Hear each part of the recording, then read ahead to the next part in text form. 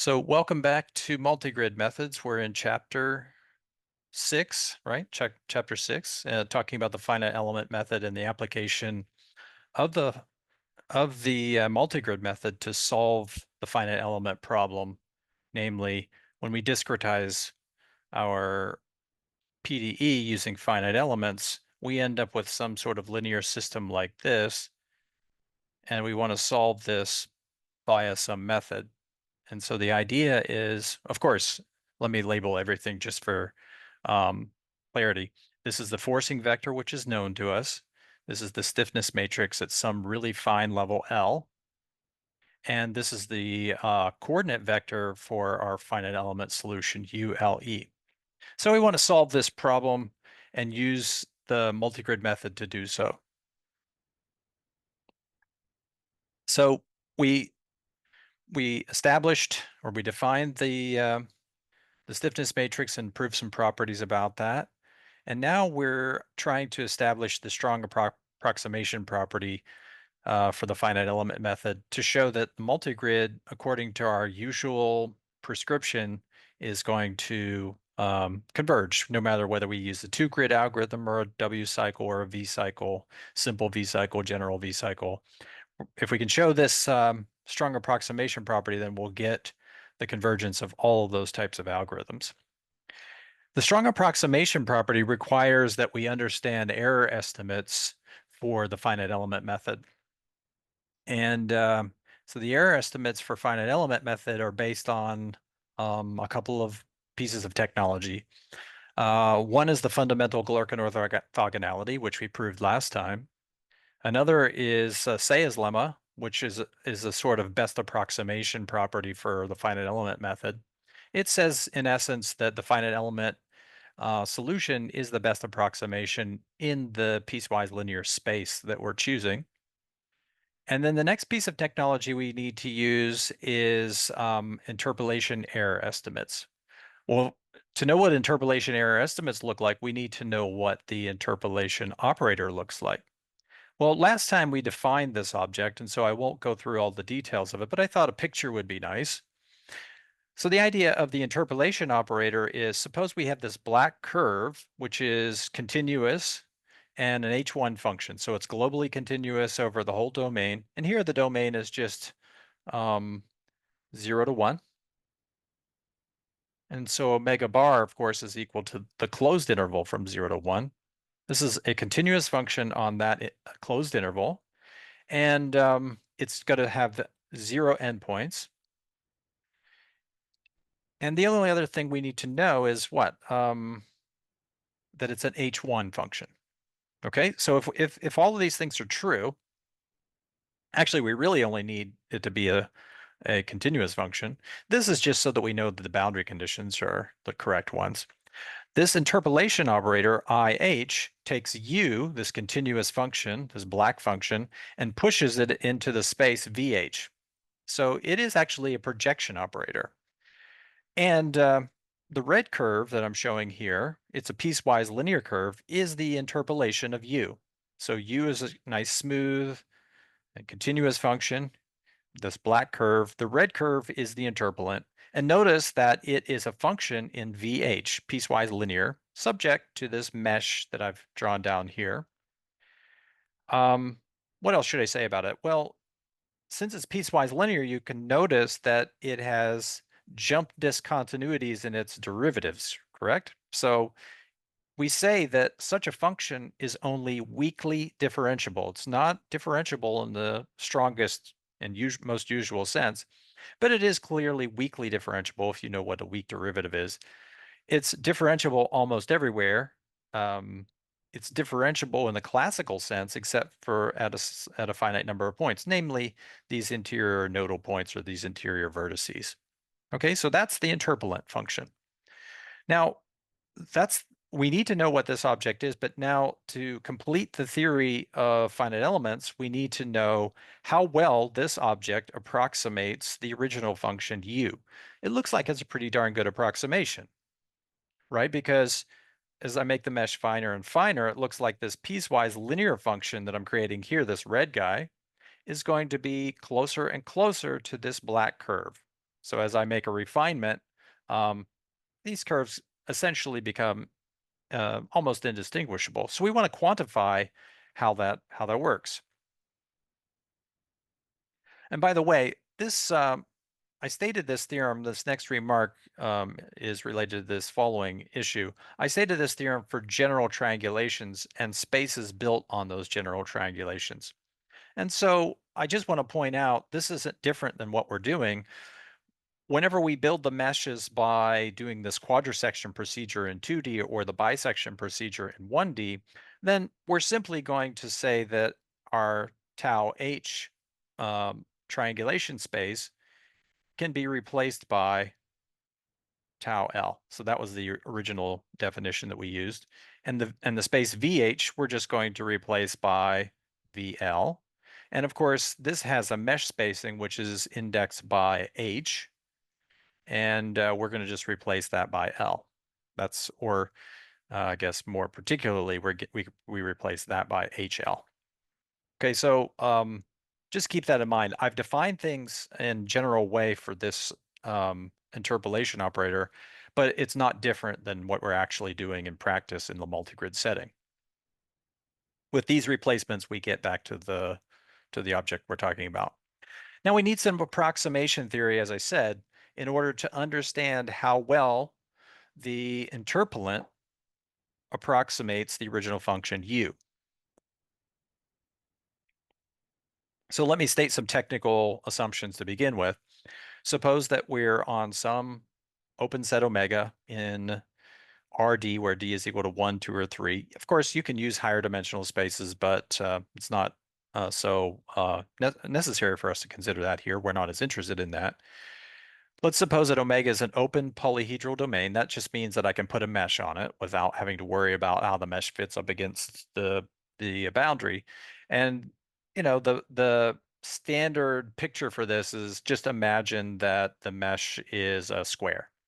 Suppose that TH and VH are a family of triangulations, and VH is the family of finite element spaces built on those triangulations. And the nodal interpolation operator is given to us by the previous definition. And that thing is called the Lagrange nodal interpolation operator. It's piecewise linear interpolant. Suppose that TH is a shape-regular family of triangulations. Now, this is a technical assumption about TH that you may or may not remember if you've taken the course on finite element methods. We don't have to worry here because all of our meshes satisfy this shape regularity condition. Essentially, it says that all of our triangles, as we make refinements, stay pretty much similar to what they were in the course mesh. And this is always the case in, for example, 2D, if we use this quadrisection procedure that we define.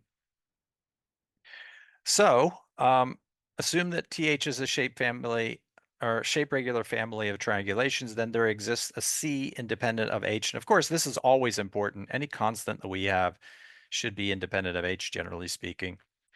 But perhaps it could depend on this parameter S, which I'm about to say. Actually, S is just going to be 0 or 1, such that I minus IHU HS. Okay, so this is the Hilbert space or the Hilbert space norm of order S. So this could be either the 1 norm or the 0 norm, and I'll mention in a second what the 0 norm is less than a constant times h to the 2 minus s. So if s is just 0 and 1, then in the case where s is 0, this is just going to be h squared. And in the case that s is equal to 1, it's just going to be h to the first power times the 2 or the Hilbert 2 Sobolev seminorm. And I'll mention what this is momentarily as well.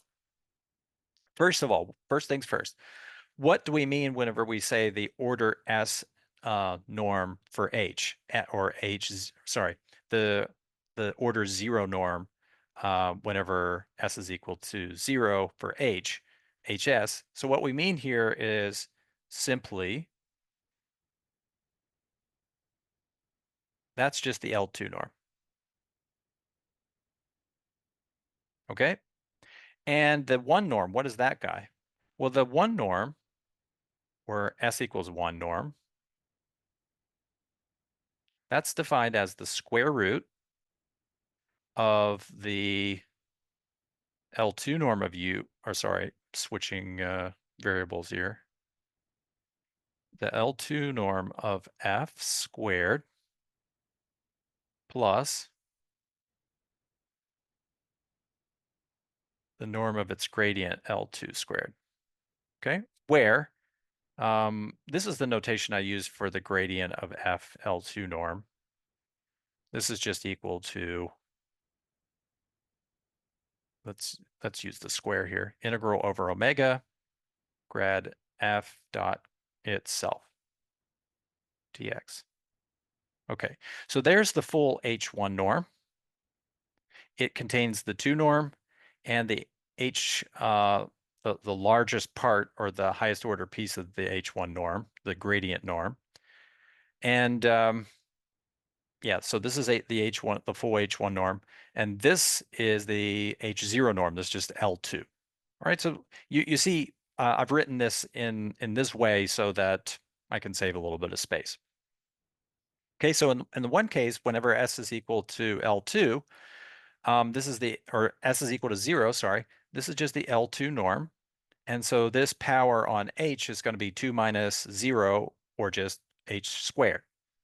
So this always stays the same. This is something I should define as well. This is the Hilbert or the Sobolev seminorm of order 2. So let's define this. So let me see if I can remember how to do this definition in the best possible way. I think I can.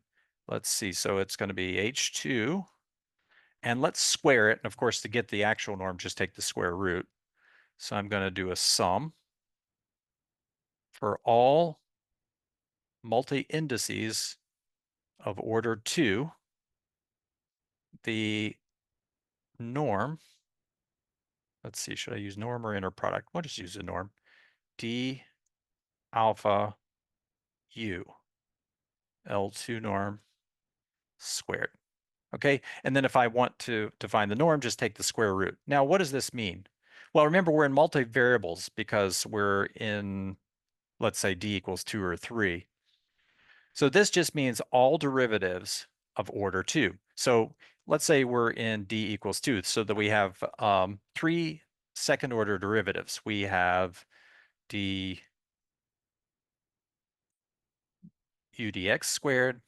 We have the x dy. Now, of course, you might say, well, the mixed derivatives aren't necessarily unique, because what if I take the y derivative before the x derivative? Well, for these H2 functions, the order doesn't matter. We can prove that. And then finally, the last derivative is going to be this guy. So that's what this means. It means sum over all of the second order derivatives, and you're going to sum the L2 norms of those functions, these derivative functions, squared. So H2 means the functions which are weakly differentiable twice, or twice weakly differentiable according to whatever second order derivative we take. Okay, so I've defined everything here. That's why we're assuming U has to be an H2 function. Okay, so I have all these things. Actually, this turns out to be a redundant assumption, this one and this one. I don't need both assumptions, because if I have that it's an H2, even in D2, let's see, is this true? Yes, I think it's true. Then I always have the function being continuous. But I'm just adding it as an extra precaution. So U has to be globally continuous. It's an H01 function. This means it essentially it takes care of the boundary conditions, the fact that it's 0 on the boundary. And then I need to have the extra regularity of H2. That means it's twice weakly differentiable in order to use this derivative norm here, this second order Sobolev seminorm. Now, this object is called a seminorm, and we only use single bars here, because for it to be an actual norm, you need to take the derivatives of all orders. So, by the way, this notation here, I think I introduced in when I taught math 547, and a few of you took that, applied linear analysis, but maybe you've seen it in PDE as well. This multi-index notation makes things nice, because I can easily define any derivative of integer power order r any norm for HR for any integer power. And the way I do it is you sum over all multi-indices which are less than or equal to order R, and you sum those associated derivatives. Okay, so the only difference between the full Sobolev norm, which actually is a norm, and the semi-norm is that for the semi-norm, you're only summing the derivatives or over the derivatives of the highest order. Whereas for the full Sobolev norm, you have to sum over all possible derivatives. So just a reminder for those of you who've seen it, and maybe something new for those of you who haven't.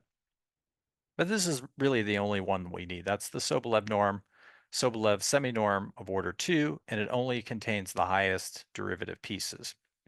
This is the error estimate that we want. That's the error estimate we need to prove what we need to prove. Oh, so by the way, so what does it say? It says that as h becomes smaller and smaller, the interpolant converges to u. It has to converge in this norm, whatever norm you choose. The L2 norm, that's whenever s is equal to 0, or the h1 norm. In either case, it converges because if the function is h2, this doesn't change as h gets smaller. But this parameter does change as h gets smaller. It goes to 0. So basically, as h goes to 0, we show that this term is going to 0. So by the squeeze theorem, this has to go to 0. So that shows the convergence of this interpolant to this function. Now, if we combine Say's lemma and the last result, we immediately obtain the error estimate that we're looking for, at least in the so-called energy norm, the H01 norm. Okay. Now the H01 norm, if you recall, that only contains the highest derivative piece as well. So this is actually only a semi-norm in general. But it's a norm in this case because of this extra condition that I have the boundary conditions being 0 for these two functions. The fact that I have that and with the use of the Poincare inequality shows that actually this semi-norm becomes a full norm on the space. And this is what we call the energy norm. In any case, so let me state the assumptions, and then we'll go to the very, very simple proof that you don't really need all these assumptions to kind of see. So suppose that omega is our usual open polyhedral domain. TH and VH are as above, and we have to assume that TH is a shape regular family of triangles. That means that the triangles roughly remain of the same shape, even though, or of a similar shape, even though they're getting smaller in size as H gets smaller. Suppose that f is some given forcing function. If you don't like to think about these function spaces h minus 1 or this function space h minus 1, you can just assume that f is an L2 function. Suppose that u is the unique solution of our weak form PDE. That's problem 4, weak form PDE. Assume that UH is the unique solution to our finite element approximation. Then there exists a constant independent of H such that the energy norm of the error, so this is just the error, U minus UH, that's the difference between U and its finite element approximation, is less than a constant times H to the first power times the second order semi-norm, Sobolev semi-norm of U. And this thing is finite because I've assumed that the true solution has this extra regularity. Okay, so how do we prove this result? Well, hang on to that question just for a minute and let's look at what the result says. Do we have convergence of our finite element solution to our true PDE solution? The answer is yes, as long as that PDE solution is smooth enough. Then as H gets smaller, this goes to 0. This right-hand side goes to 0 because this doesn't go to 0. This doesn't go to 0. Only this H is going to 0. This whole thing goes to 0. And the reason why I bring that up is you might be worried that, well, maybe this blows up as H goes to 0, or maybe this constant blows up as H goes to 0. And actually that can't happen by our assumptions and by what we can prove. And so as H goes to 0, this goes to 0, so we get convergence. This The norm of this error goes to 0.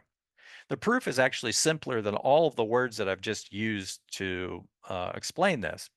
So by Say's lemma, we showed that we had this sort of best approximation property that U minus UH measured in this energy norm, it's less than U minus, let's say, some W for any W that you want to put in there, as long as W is in the finite element space. We always have that U minus UH is always less than U minus W for any piecewise linear function. Well, it doesn't make sense to choose just any random W. Let's choose W equals to the interpolant, right? The piecewise linear interpolant. So Say's lemma says that U minus UH is less than U minus its interpolant measured in the energy norm. So that's Say's lemma. And then the approximation theory that we just mentioned shows that whenever I use S equals 1, so we're using S equals 1 here, then we get this first order convergence. That is, U minus the interpolant in the energy norm is less than C times H times the 2 Sobolev semi-norm of U. And it turns out, since this estimate here is sharp, I can't do any better in a power of H as a power of H for my function in general for an arbitrary function. Then, and this estimate is sharp, then the whole estimate is sharp. That means this final estimate that I proved can't be any better than this for a general function U that satisfies this regularity class. It's always going to be first order at best, okay, for a generic function. All right, so the place where we use the interpolation theory or approximation theory is right here. And of course, Say's lemma gave us this best approximation property, and that delivers to us our error estimate for the finite element method. So many of you have seen versions of this in classical numerical analysis courses or finite element courses. This is the standard result that everybody proves first about finite elements. But notice that we don't get, or what seems to be missing here is an L2 error estimate. So we have an energy norm error estimate, but what if we measure in the L2 norm? Actually, based on what we know from finite difference approximations, we expect that if we measure the error in the L2 norm, then we should get a second order convergence. So what we expect is, so I should say expect that if we measure the error in this lower order L2 norm, remember this norm doesn't have derivative parts to it. This one does. Then we expect, it's not what I wanted. No, come on, there we go. Cooperate. Then we expect this is less than some constant times h squared. Okay, and I put this norm into that constant, which I'm allowed to do. Okay, so this is what I expect to get for my error estimate if I use this lesser norm, this L2 norm. How do we prove that? It turns out that expectation is true, but we need a trick to prove it. And so this is my Halloween surprise for you. We need some sort of trick or a trick or treat to prove this this result. And this trick is called Nietzsche's trick or Nietzsche's trick. So it's a little bit complicated, and it turns out not to be so obvious how you can get this kind of more obvious result. The reason why I say it's a more obvious result is most people study finite differences before they study the finite element method, and they prove a result like this for the finite difference method first, and then they come along to this more complicated theory of finite elements, and the most standard estimate that you prove is this one first. So there's kind of a gap. And Nietzsche's trick tries to, and actually succeeds in filling in this gap. So let me see if there's okay. Someone has a nice Halloween surprise in chat as well. So I'll let you guys check that out. All right. So Nietzsche's trick, what is that?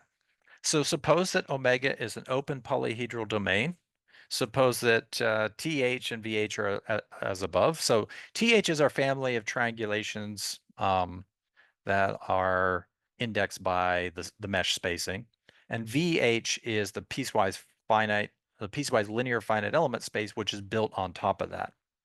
Assume that TH is shape regular. So we need that to apply the theory that we had in the last in the last result.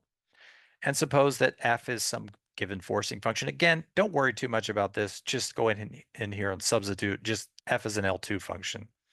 Suppose that U is the unique solution to 4 and UH is the unique solution to 5. So 4 is the weak form of the PDE and 5 is its finite element approximation problem.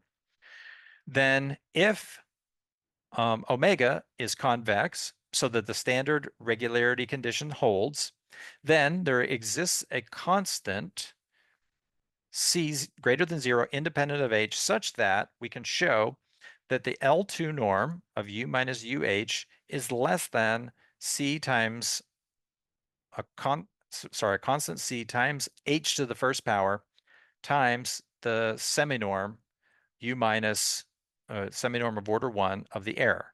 Okay, so this is the error, this is the same error here, but they're measured in different norms. So if I can prove this,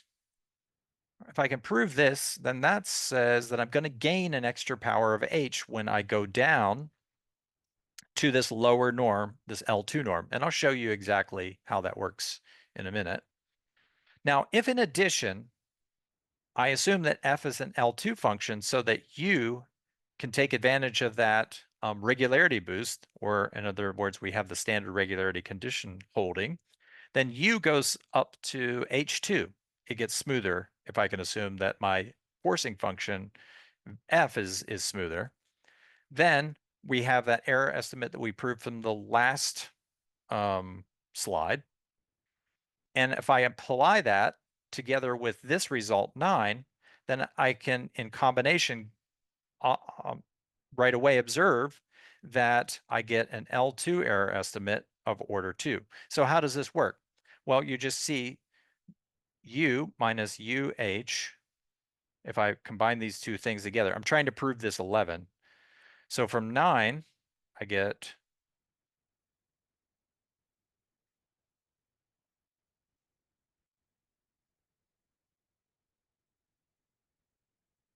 H1 seminorm. This is the same as the energy norm, exactly the same as the energy norm.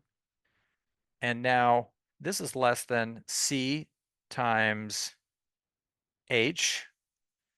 Okay, so this is some constant. This isn't necessarily the same constant, it's another constant, so I'm going to write it as C times H again, but just keep in mind they're not necessarily the same constants. U minus UH, oops, I need to change that. It's not U minus UH anymore, it's this guy here, which is H2 Sobolev seminorm, right? So now I just combine these two constants into one mega constant, and these two powers of H combine to give me H squared. And so you see it right away. The L2 norm of the error is less than a constant times H squared. All right, so that gives us the error estimate that we expect, but all of the work then to get that is in this estimate right here. So there's where we're going to put all the work into. If we get that, then 9 and 10 together imply 11. Okay, so let's see, how do we prove this? So the proof is not obvious, it's complicated, and that's why it's called Nietzsche's trick. It wouldn't be a trick if it was just straightforward and didn't require some inspiration and intelligence. So here's what we're going to do. Suppose that we define this function E, that's kind of natural, to be the error function. So E is the error. And notice that U is an H1 function and UH is an H1 function, so the difference has to be an H1 function. Let ZE be the unique solution of this, what's called dual problem. the so-called dual problem.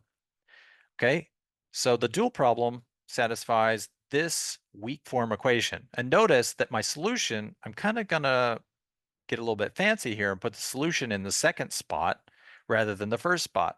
Now, this is entirely cosmetic because this A bilinear form is symmetric. So the dual problem is entirely equivalent to the original weak form problem. The only difference is the forcing function that we're using here is not the usual f, but it's going to be e. So really the problem that we're solving here is minus the Laplacian. If we could write this in strong form, ze equals e. Okay? Or you can look at it like this. If you really like writing things in a sort of abstract way, ze is equal to the inverse Laplacian of e, or inverse of the minus Laplacian. Those are two ways to look at this object. So I'll put them up here so you can see them better. Okay, so ze kind of satisfies this problem. Or in other words, if I write this in this solution operator form, ze is the inverse minus Laplacian of e. So that's the trick. That's the main idea of the trick. You want ze to solve this problem. Now, the question is, why the heck do you want z to solve that problem? Well, now let's look at this. So since we assume that omega is convex polyhedral, by the elliptic regularity result in a previous theorem, we know that ze, because its forcing function is smooth. Actually, it's more than we need. We only need that forcing function to be L2. We actually know that it's H01. So we know by regularity theory that ze is actually an H2 function. That's good to know. All right, now furthermore, we have the elliptic regularity estimate. So this is part of the elliptic regularity theory. It says that the H2 seminorm of ze is less than a constant times the L2 norm of the forcing function, whatever that forcing function is. But in this case, the forcing function is entirely or just the error. Okay, that's by design. That's because we designed this problem. The question is that problem solvable? Answer, yes. There's some ze out there. Because we have a convex polyhedral domain, we know elliptic regularity theory holds. And so we have ze in this space with this estimate. Okay. Now, suppose that VH is arbitrary, and we're going to set V to be equals to E in the dual problem. We're allowed to do that. This problem is solvable, and so we can always go back for V and we can put in E. The reason why is E is some function in H01. So that's another key to this trick, this Nietzsche's trick. E is L2 regular, but it's also H01 regular. So we can put it in as a test function for this problem. Okay. So substitute that in, and let's we'll see right away that this is E against E in the L2 norm. That's just the L2 norm of E squared, right? And by this problem, this is equal to the bilinear form E against ZE. Now, why do we have this result here? Does anyone want to use their voice to express why is this true? I added something, but I have no change. Is it Galerkin orthogonality? Precisely Galerkin orthogonality, because this guy is some function in VH. And of course, we stated right there. So now we're going to use Cauchy-Schwarz. Cauchy-Schwarz says as long as you have an inner product, then you give rise to a norm from that inner product. And Cauchy-Schwarz applies to that inner product norm pair. Well, so here's what we get. So if I apply Cauchy-Schwarz here, I have that this inner product is less than the norm of E times the norm of whatever appears over here. Right now, let's see what we get next. Now let's choose VH to be equal to the interpolant of ZE. Is this a legal operation? I have a quick question. Go ahead. Can you go back to the last page? Sure. So when we use Cauchy-Schwarz inequality, the A we have is like if we have AUV for this model problem, is grad U dot Yes. grad V, right? Correct. So my question is why when we use Cauchy squash, why the right hand side is now H01 norm instead of the semi norm of like because A is only about the derivative, right? Yes. Okay. So it's based on that, what I said before. So the H01 norm, let's just do that. So H01, that's equal to the square root of A U, right? Which is the same as the thing is things get complicated, right? So all this notation that we have, right? That's the same as that. This is also another way of writing the H1 semi-norm of U, correct? Oh yeah. All those things are the same. And now by Poincaré, this actually is a norm on the space H1, or sorry, H01. Poincaré implies that this object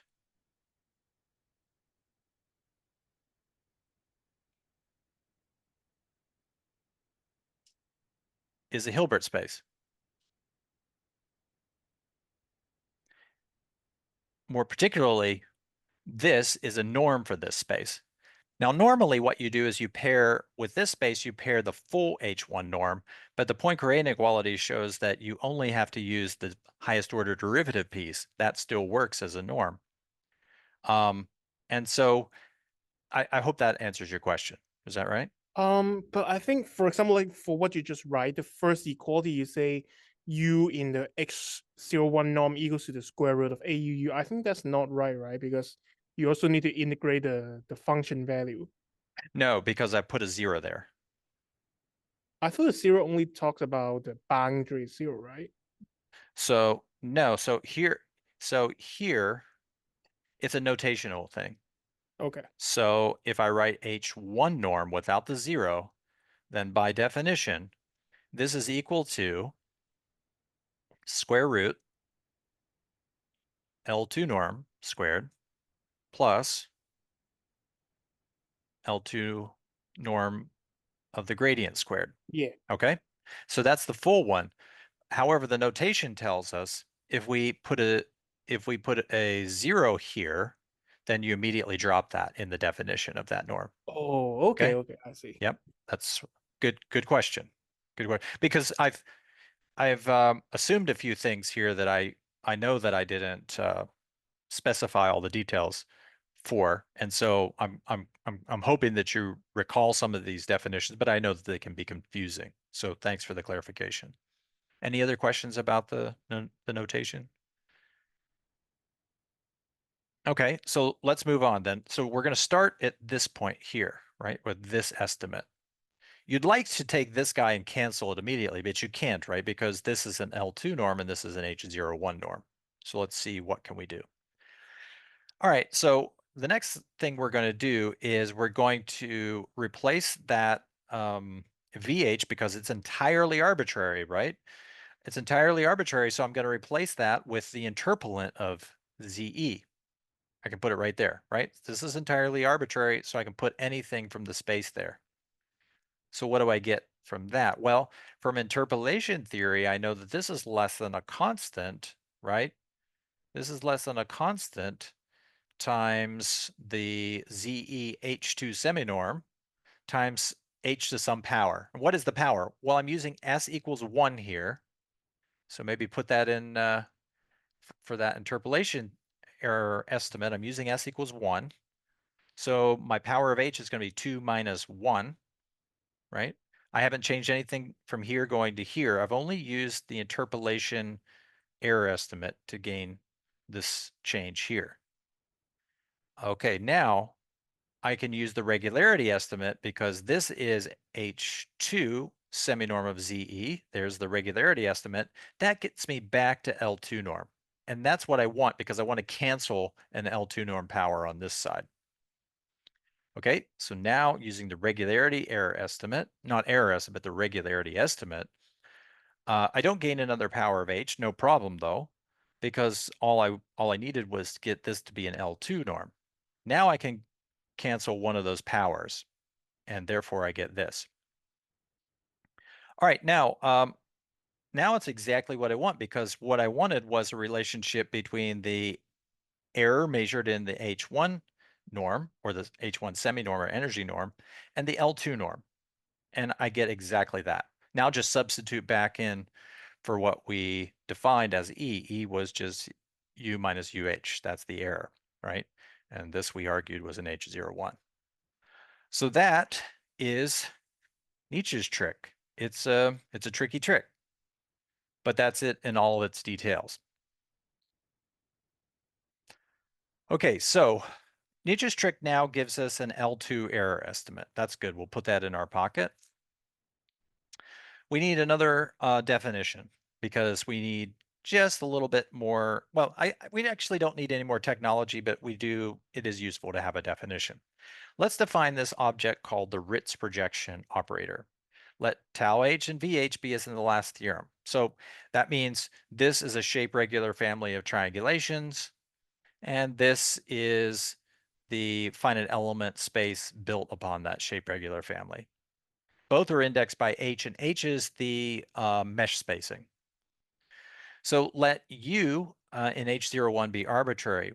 We're going to define an object called the Ritz projection operator, and that object, or that operator, takes functions from H01, and it's going to push them into the finite element space in the following way.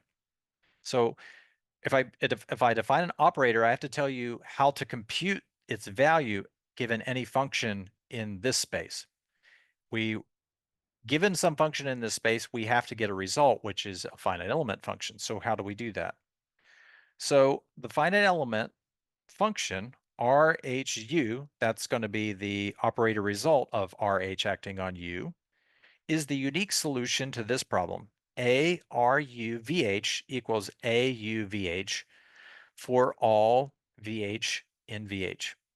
This seems like a crazy definition, which is kind of nonsensical. But think about it like this. Suppose that I know a function is I'm going to call it a smooth function. Okay, smooth function. Well, it can satisfy some sort of PDE. Namely, we're going to assume that it satisfies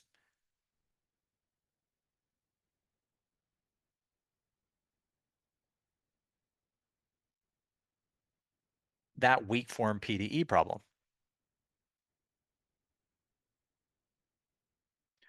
Okay, so you start off by picking some UH, or you can think about it like this. If I have an F, then it's going to give rise to a UH. But so suppose that I start off with a function U, which is smooth. I can always take the weak Laplacian of this guy, and I get this forcing function back in return. So I could take this object here and put it in there. And then if I looked at that, I would say, okay, well, now I'm just solving something which looks like an ordinary finite element problem, because this would be and I'm going to give this a different name here. I don't like RH, so let's call it UH, right? Or even WH if you want. And then we'll use this equality here. And so I get FVH for all VH in VH. Well, this is just a standard finite element problem, right? This is a finite element type approximation. But now we don't have to go through all this business of changing this object to an object which looks like this in order to get something we're more comfortable with. We could just stick with this object to begin with. And this has a solution always, right? This always has a solution, no problem. But what does it mean? Well, this is kind of the finite element approximation, or this true solution U, or this smooth solution U. So that's another way of viewing it. This is just the finite element approximation of U. So if I subtract the two, I have nothing more or less than the error. Now I just want to point out that based on a comment I've already made, if I decide to build these this tau h and vh according to my usual finite element prescriptions or my multigrid prescriptions, I change the symbols from VH to VL and TH to TL, and H gets changed to HL, etc. I'm also going to change this rich projection operator from RH to RL. And so in the multigrid sort of setup, then RL is defined like this. So it's just a cosmetic change. Just keep in mind that this RH or RL is nothing more than the finite element approximation of these functions U, or this function U. That's exactly what I'm saying in the remark. It's just equal to the finite element approximation of U. So why go through all this trouble? Well, it's just a formality mathematicians like to go through, I suppose. We give this operator a special name. This operation of going from the finite or from the PDE solution in an infinite dimensional space to the finite element approximation in a finite dimensional space is the action of an operator. And it turns out it's a linear operator, and it has nice stability properties and all this blah blah blah. If you take Math 574 with me in the upcoming fall semester 2025, then we'll talk a lot more about this object. And if you've taken finite element previously with one of our great professors here, they may have already talked about this. All right, so now we're going to switch over to L because that makes most sense for us. We're back in the multigrid setting. So let T, L, and VL be as usual. So let me remind you, VL, what is that? VL is my finite element space. TH or TL is my triangulation space. And the idea is if you give me an initial triangulation, then I'm always going to get subsequent triangulations by quadrisection. So for example, in this nice case, I can get that quadrisection by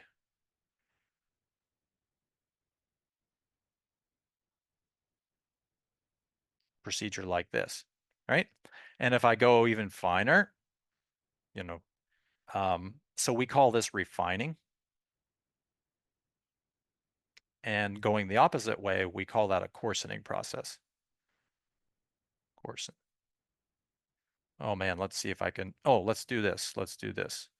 By the magic of copy paste. So now if I want to refine that, it's better to probably change to a different color here. Oh, let's go with orange in honor of Halloween. So if I want to refine that,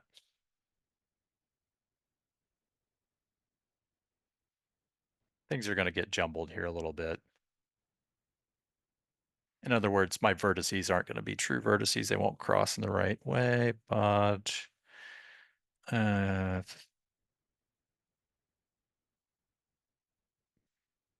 think you can see what's going on here more or less.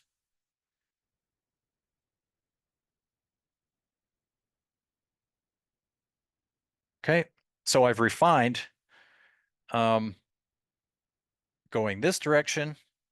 So this might be level L, and this is level L minus 1. So just to remind you what's going on here. If I go this direction, then I'm refining. If I go this direction, I'm coarsening. It's the same domain, I'm just putting a finer mesh over top of it. Okay, or a coarser mesh over top of it. So that's what we call tau L minus 1 and tau L. That's the picture. So that's how we're going to construct TL. VL is going to be defined as a piecewise linear set of functions or space of functions defined subordinate to that triangulation. And suppose that UL and VL is some given function. Then if omega is convex, we're already going to assume that it's going to be polyhedral. Otherwise, we couldn't so easily put triangulations on it. Then we know that from our Nietzsche's trick that UL minus RL minus 1 UL measured in the L2 norm is less than a constant times HL to the first power of that same difference. And what is that difference? That's just going to be an error function. measured in the H1 norm. Now think about what we're doing here. We're taking a function which is in the space VL. So remember that VL is a subspace of H01. It's a finite dimensional subspace of dimension NL.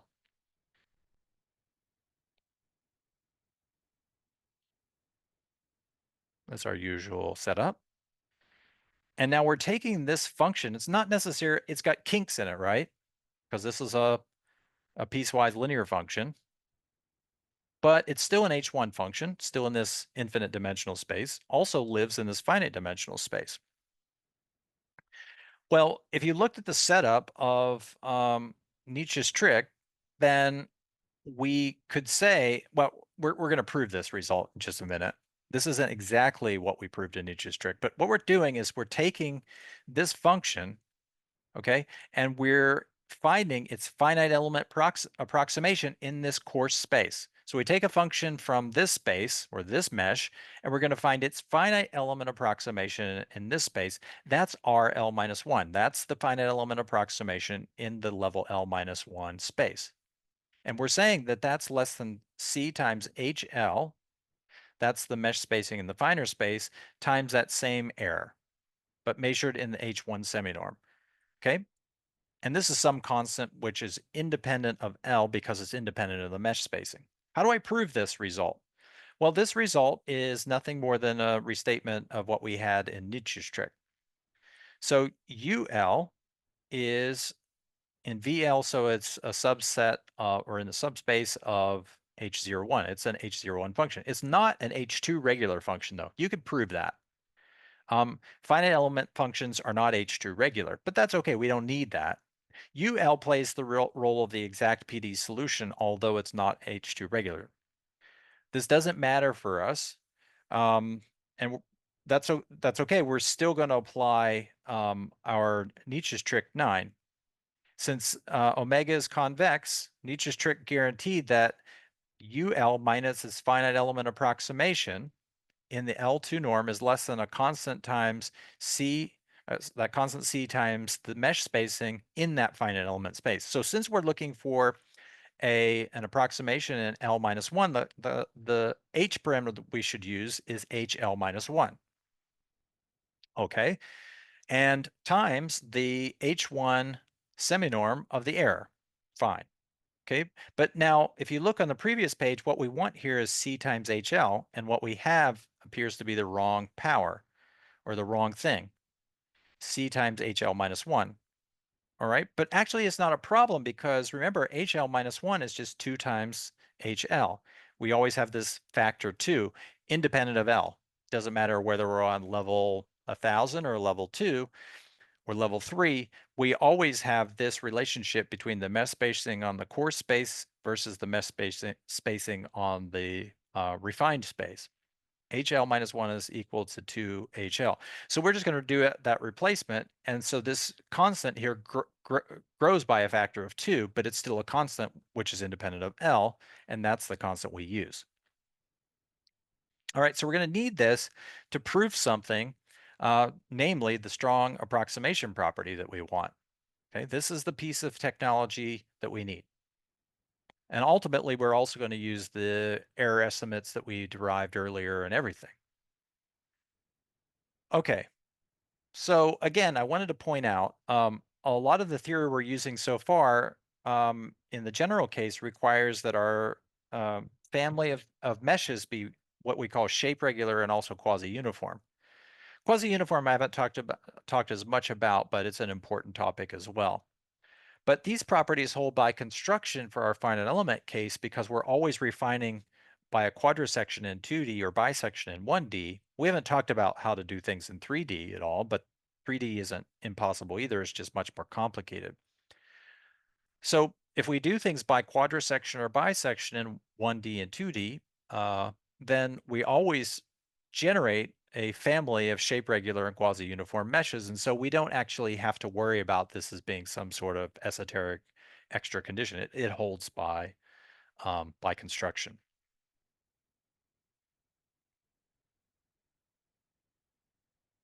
Now, remember what the strong approximation property was. It was essentially this statement exactly. It says that for any UL in RNL, UL minus the pi L tilde. Remember, this is what we call the coarse grid Ritz projection matrix. Coarse grid Ritz projection matrix applied to UL. So this is another vector now in RNL, and this difference makes sense as vectors. They're not the same vector, of course. This is the original vector, and then I'm going to subtract from it the coarse grid Ritz projection. I'm going to measure that in the Euclidean norm squared, and we can show that in this theorem, we will show that this is less than a constant squared, and we're going to call that constant the CA0 constant. And that's because this is precisely the constant we need for the strong approximation property, times the reciprocal of the spectral radius of our stiffness matrix. So this is my notation here is the usual one. RL is just the spectral radius of the stiffness matrix on level L. Remember how we calculate the stiffness matrix. It doesn't hurt to remind ourselves. The ij element of the stiffness matrix is equal to the A bilinear form of psi Lj psi Li. Okay. So that's that, and times the energy norm. Remember, this is what we call the energy norm of the same difference. Okay, I can call this the error, the difference between U and its coarse grid Ritz projection squared. All right, so that's what we want to prove. That will basically, that's the whole bag. If I can prove this strong approximation property holds for the finite element setting, then I have all of my multigrid algorithms that I'm interested in converge, because this was the strongest assumption. We already know the Galerkin condition holds. If we can prove that the strong approximation property holds, then we're basically done with everything. Okay, so here's the proof. Let UL in RNL be arbitrary. So that means that there's some unique function, a finite element function, that has UL as its coordinate vector via the basis BL. So we have this relationship that we always have, right? If we have a function, a finite element function, it's connected to its coordinate vector via the basis. I can go back and forth, and these spaces are isomorphic to each other. Referring to 12, so what was 12? This is the, let's just go back and see what 12 was. Okay, yeah. So this estimate that we just derived, this is basically Nietzsche's trick estimate. I'm not sure why I'm going back to 12. I didn't use 12 here, so I'm gonna write a question mark to myself. So can I write this better? Better wording, maybe. Now I do need that object on the left-hand side of 12, so maybe that's exactly what I meant here. So the object on the left-hand side of 12 is precisely going to be this object. Now I'm going to let WL be the unique coordinate vector of this error, okay? Now this object always exists. I can always take this function UL, remember that was connected through these coordinates vector UL. I can calculate this Ritz projection of that thing that pushes it down to the finite element space below, right? And then I can subtract from that the function, or I can subtract UL from that function. Now let's look at this just a second, because there's a little bit of a puzzle here, right? So UL is in VL, but RL minus 1 is in UL. Or sorry, VL minus 1, right? I push it down to the coarse function space. But notice that VL minus 1 is a vector subspace of VL. So this thing is ultimately back in this space, and so I can do this difference here. All right, does that make sense? Now, this is going to be the unique coordinate vector of that difference with respect to the Lagrange nodal basis. I always have to tell you what basis I'm making this connection. Now we want to show the following result. I want to show that WL is equal to the coordinate vector of UL minus the coarse grid ridge projection of L of order L acting on UL. So I want to prove this. So is this possible? Does this make sense? Well, I hope so. It is true. Now, let me remind you what this pi L tilde matrix is. It satisfies the para definition. Para is how I remember it. PL minus 1, AL minus 1 inverse, RL minus 1, AL times U. Okay, so pi L tilde, it satisfies the para definition. There's para. It's just like another mnemonic device I have. The Galerkin condition is the wrap condition. So whatever helps you remember, so employ that. All right, so I'm going to begin to show that this really is true, that this is the coordinate vector of this object. Okay, to show that that is, I have to do some computations. So let's begin with the definition of RL minus 1. So RL minus 1 by definition is that's how we define this with respect to this space VL minus 1. So don't be confused here. I could put any space I want. L minus 1, L minus 2, L minus 20. It doesn't matter. As long as it's a space, I can make this definition. Okay, so begin with that definition, and let's set UL prime to be L minus 1 prime to be equal to that function in that space. So this is the finite element approximation of UL, but in the space just below it, the coarse grid space. And we're going to use these following correspondences. So let's let UL minus 1 be that vector in the basis BL minus 1, which is the coordinate vector of UL minus 1 prime. Okay, so UL minus 1 prime vector is the coordinate vector of UL minus 1 prime function through the basis BL minus 1. And let's also let VL minus 1 be our typical expression of the coordinate vector of VL minus 1 through the basis BL minus 1. So this guy comes into the picture because this is used in the definition of the RL minus 1 operator. All right, so now it's always true that we have the following condition. So if this guy is,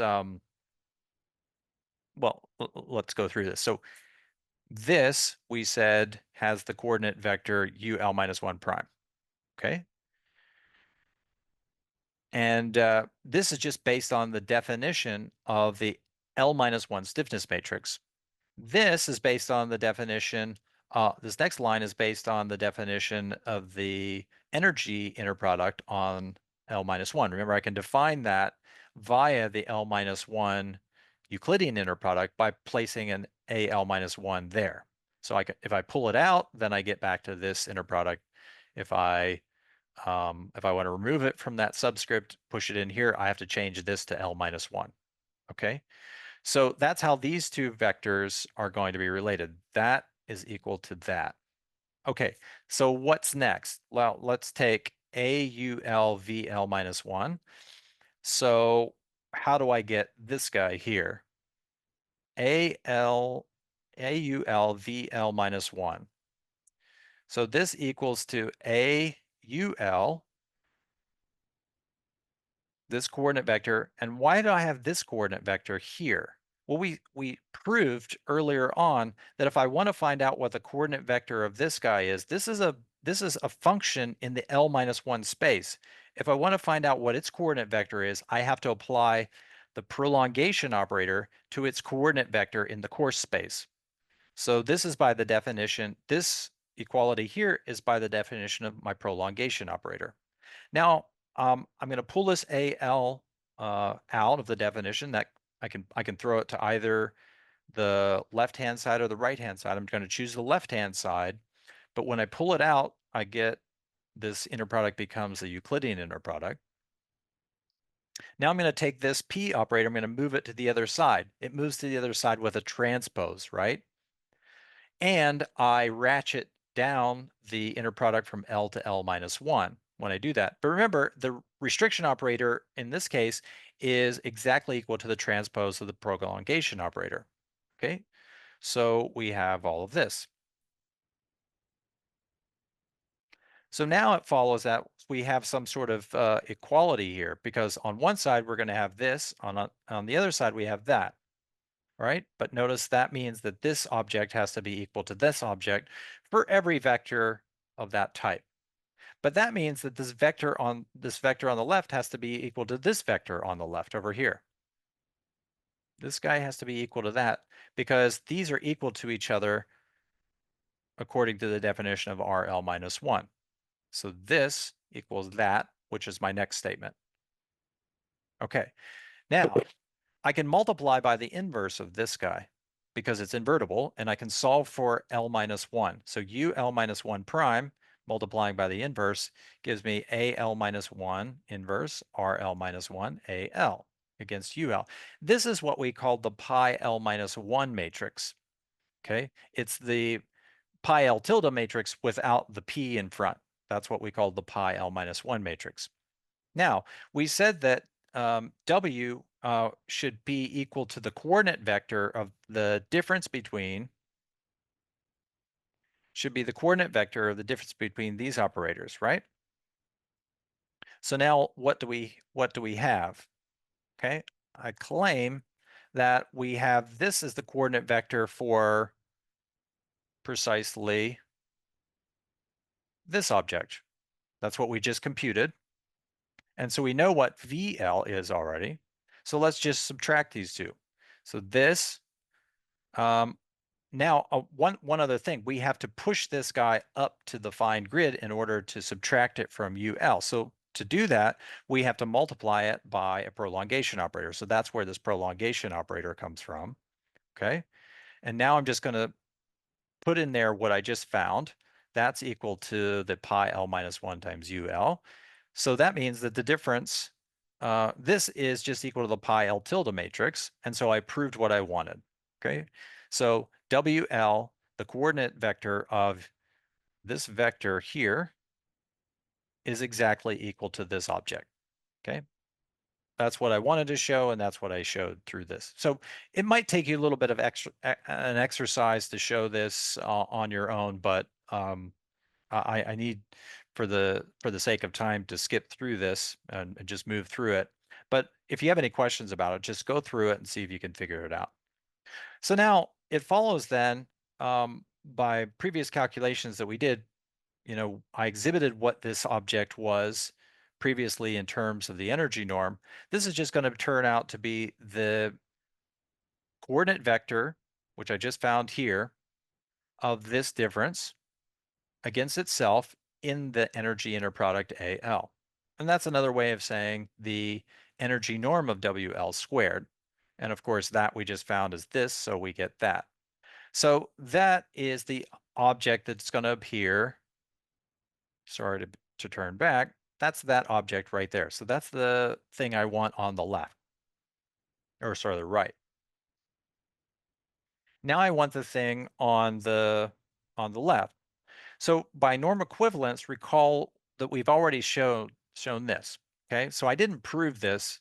I said you should try to prove this in 1D, but this is the norm equivalence that's usual between a coordinate vector and its finite element brother in the finite element space VL.